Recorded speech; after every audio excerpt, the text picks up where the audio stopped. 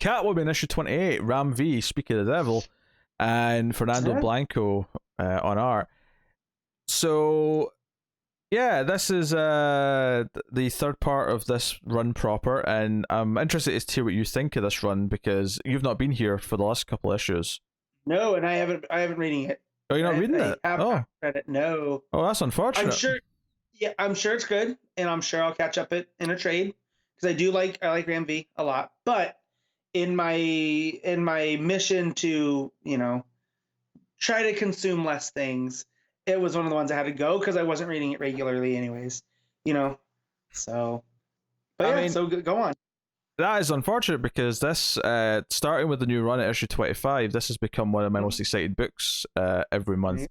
It is a crime book. It is set in Alleytown. It is Catwoman basically collecting these stray kids and giving them something better. This issue, and this is so serialized. It's such a serialized crime story that you're probably not going to be able to follow a lot of what I'm going to say here. But so fine. The one mob leader who Catwoman broke into in the last couple issues, he sent an army to her place to try and take her out, and a lot of the strays are there to kind of deal with that, where she is at the docks getting ready to strike on the shipment coming in for the other mob boss, the woman from the club.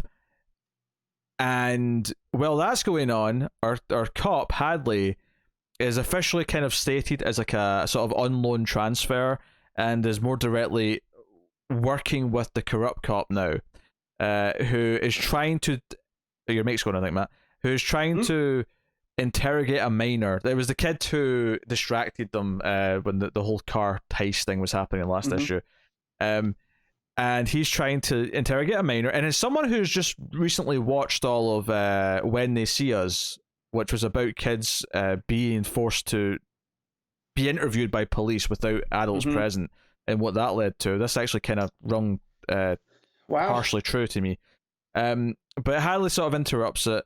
It makes it clear that there's nothing to hold. I mean, he's a minor. You can't have him without an adult present, a guardian of some kind. So they cut him loose. The corrupt cop puts a tracker on him, and Hadley's like, "Yeah, I'll be keeping an eye on you now," and he's around and he's working on things. So all these moving parts. One of the things that impressed me so much from immediately from issue 26 onwards was how all these parts were introduced in issue 26 and how each one's advancing each issue. And I feel like there's this ongoing world in the city. There's all these threads going on, and they all just work so well. The art from Blanco is wonderful. It fits this book to a T. I've said that every issue they've done so far. I have noticed you on Twitter bring up Blanco a lot, because it is, and the stuff I've seen, it is good. So yeah, I get it. So yeah, the team that's sent into Catwoman's place, there's traps that have been set by the kids. They've got a bunch of water that they electrocute them in, and there's all sorts. Catwoman's a gorgeous 2-page layout of Catwoman jumping down all the shipping crates at the docks, taking out bad guys as she's jumping through, and getting to the mob boss lady.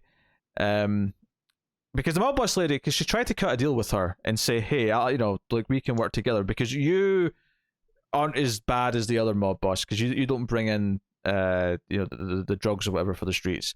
Okay. But the mob boss just immediately ratted on her and called in the other guy.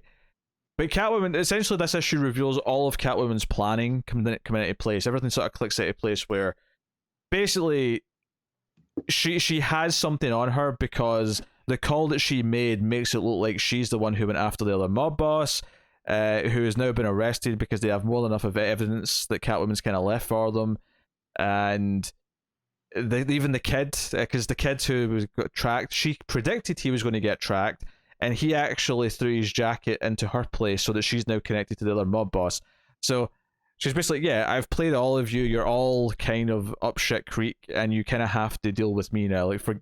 I'm the one who's running this town now because she's trying to make it a better place. She's trying to be the new, the queen pin, I guess, of Alleytown. Right. And there's been this assassin who was hired. If I remember correctly, was it the Penguin that hired her? I don't know, but it was way back at the start of the run. This assassin was hired, and he's been this very mysterious, just ominously watching. There's been a couple of teases at the end of each issue of him just watching her from a distance. Last issue, there was an assassin hired by the mob boss guy that this assassin took out because you're not taking my kill. Like, and he's very little assassin fight. Yeah, and he's very determined. This guy with the green sunglasses and the purple hat. He's like, no, I'm going to let her get to her content place. She's going to be the happiest she's ever been and feel like she's achieved what she wants to achieve, and then I'm going to take it from her, and then I'm going to end her. And just as Catwoman's walking away from the dock, she set fire to a lot of the goods that were being imported illegally, obviously. She's walking past, she's taking her cowl off, and she's just walking to her bike. And it's just this moment where she walks past, and the assassin walks past her. It's like, oh, they're finally meeting. She's finally like meeting this guy who's been following her and watching her for the last couple of issues. And they sort of like go to attack each other, and he's got a blade up to her neck, and she kind of puts it together that this is the guy who probably took out the assassin from the rooftop, and he quotes a Bible verse, and she's like, oh, I love a man with a biblical sense of murderous intent. And he basically says, yeah, like, I'm going to kill you, but I'm not going to do it now. I'm going to wait until you're content. I'm going to wait until you've got all this, and then strike. And Catwoman's like, yeah, like, if you're going to fight me, like, I'm the one who's going to win. But he seems like a real threat, and I think there's been such a mystique about this character and the way they've built him up that I was excited. The panel of them walking past each other had such a sense of pacing and like cinematic quality to it that I think this book has had. The pacing between all these stories, all these plot threads that are all interwoven with the two different gangs, the corrupt policemen, because these were the ones that were all introduced in issue 26, where it really set up this world where we have these two crime gang families. One's more about drugs, one's more about guns. Who those two bosses are, this corrupt cop who kind of like rats out people, works for them, fixes things. And then, of course, Hadley's this cop who was in the previous Catwoman run, but it's kind of neatly fit into this without feeling like I need to know anything about him. He's just like this, he's more of a decent cop who shows up, and he's kind of tracking down Catwoman, gets involved in all this other stuff that's going on, and now he's here too. Officially working as of this issue for the local police department. And the final page is an interesting one where the other cop, the sergeant or whoever, gives him a new case, like a weird case, where they're letting the mob boss that they arrested go because he's ratting out other people, so they're going to let him go for now. But they might be able to catch him on something else. His drugs have something kind of new in it. There's something weird. There's some sort of new thing that it's being laced with. And it's plant-based, and the final panel is that there's like some scientists who have got poison ivy in like a chamber, like in it's like a, not a cryo chamber, it's just like, it's still liquid, but so yes, they're basically like taking stuff from poison ivy and putting it in this like designer heroin or whatever it is. So might you have to go and man. Yes. So obviously, Future State Catwoman's next, so we'll be back to this properly in March. Although I think the Poison Ivy stuff actually is Future State related. I think that actually is going to tie into stuff.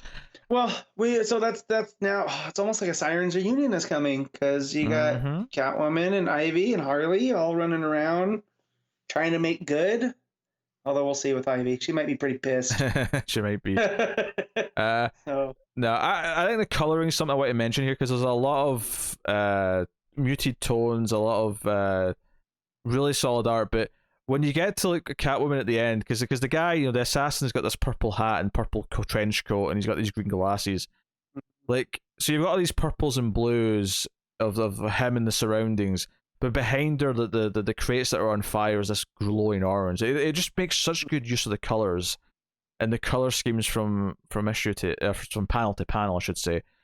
I am routinely impressed with the pacing and how many plot threads this book can dangle without ever feeling overwhelming or without ever feeling like I don't understand what's going on. Because even though there's so many things going on, admittedly, I've forgotten a lot of character names. I couldn't tell you the name of either of the mob bosses right now, but it doesn't matter because they're so distinct visually. They're very different characters. One's a black woman who works out of a club. The other guy's this more sort of gruff guy with a goatee. They're very distinct. There's no mistaking which one's which in your head at all, even if you can't remember their names. It's really well done. So, had you read his Justice League Dark, you'd feel the same way, because there was a lot of balls in the air, and he was able to juggle them very, very well.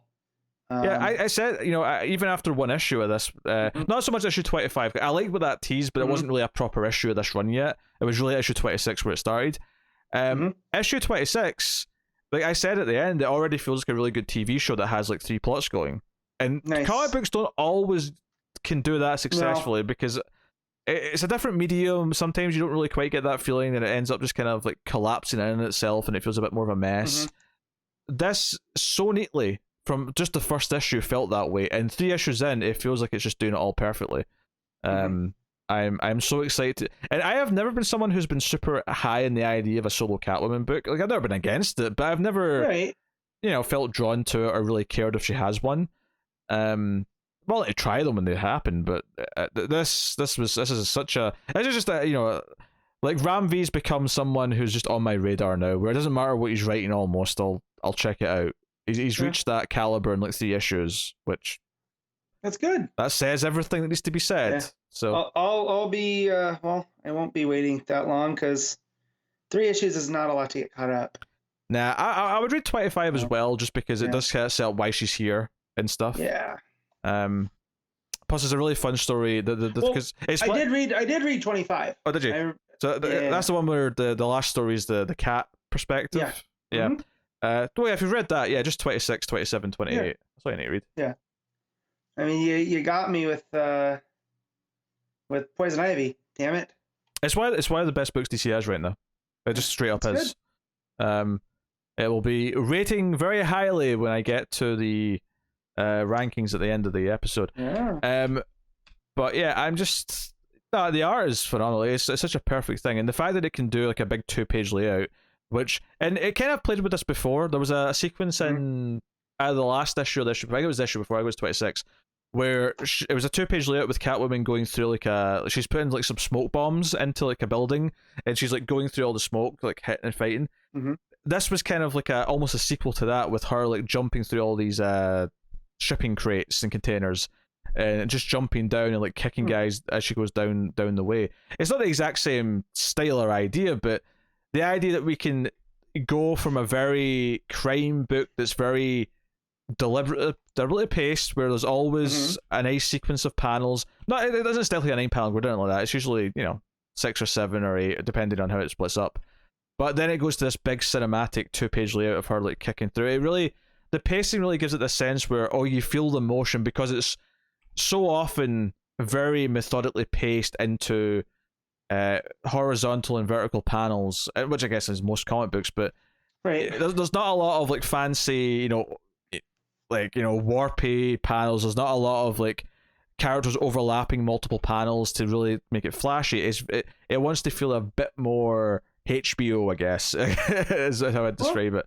And it seems like they're getting there, right? But then you get to a 2-page layout where she's like jumping down across the page, and it's like, oh no, all of a sudden, this page, because it's so different from the rest, it feels really big and action-packed, even though all it is her jumping down. It gives it a cool feel.